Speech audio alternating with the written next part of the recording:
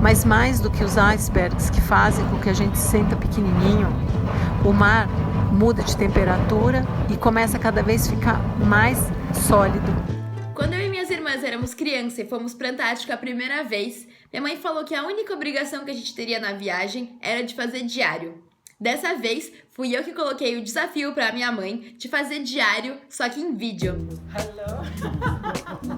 Ficamos distantes do Cabo Horn, que é aqui.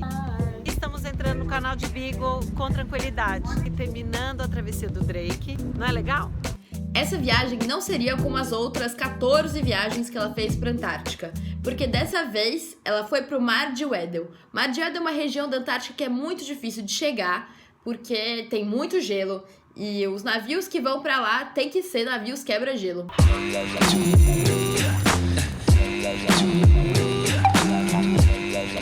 Inclusive, existe um famoso navio chamado Endurance que ficou preso lá e naufragou com um cara chamado Shackleton.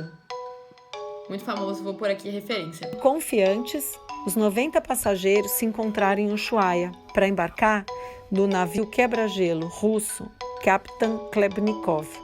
Com essa vez, já saí de casa sabendo que seria possível ver um pinguim imperador de perto. Eu gostaria muito, mas nunca vi um pinguim imperador de perto. Eles ficam em lugares bem remotos e onde é bem difícil acessar com barcos normais. A minha mãe, que é expert em Antártica já, também nunca tinha visto. E essa chance que a Quark deu pra ela, eu faço questão de compartilhar com vocês. Lembra de se inscrever no canal e me conte o que achou aqui nos comentários. Olha o salva-vidas.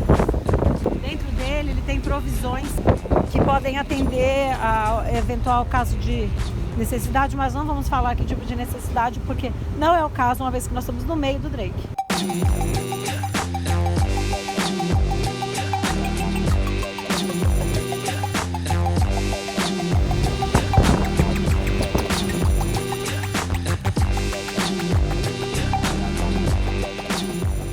Dois dias e meio da travessia do Drake. Tá certo que no começo, quando fala que é Drake, as pessoas ficam um pouco assustadas e dão uma desaparecida das áreas comuns do navio. Enquanto isso, são organizadas apresentações no auditório. Mas qual é a graça de fazer uma viagem mais longa e mais arriscada para chegar nesse lugar? Não é uma viagem de ticket, com ingresso comprado, onde o show já está previsto. É uma viagem de dúvida.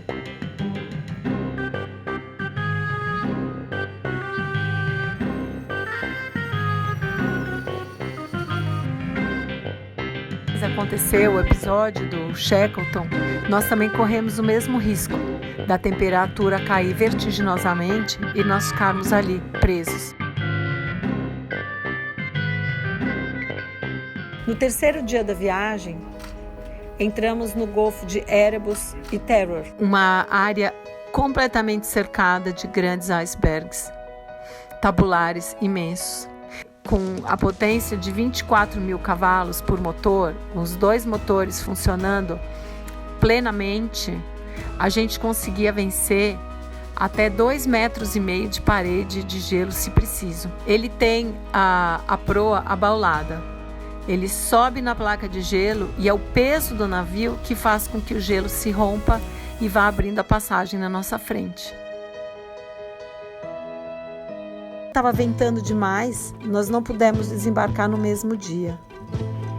No dia seguinte de manhã, também ventava muito. Foi então que a tripulação armou os helicópteros e pudemos sobrevoar o navio e olhar o entorno daquela região onde nós estávamos. Dava para ver Snow Hill Island na distância.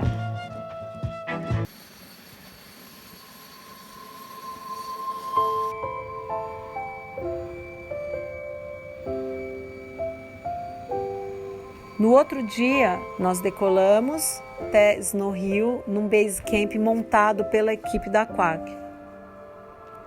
Faltava cerca de 1 milha. Se tem uma coisa mágica no ser humano, é realizar os seus sonhos. Estaria então a colônia de pinguins.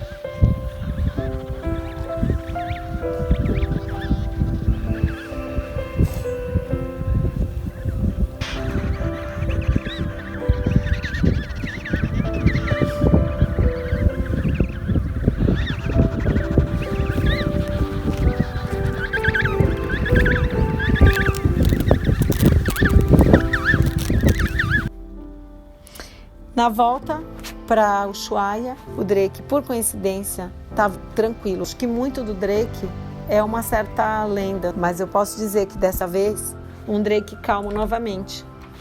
Fazer essa viagem é uma experiência que pouquíssimas pessoas no planeta poderão viver.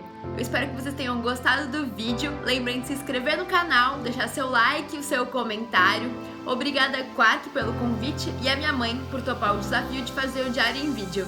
Até a próxima, câmbio e desligo.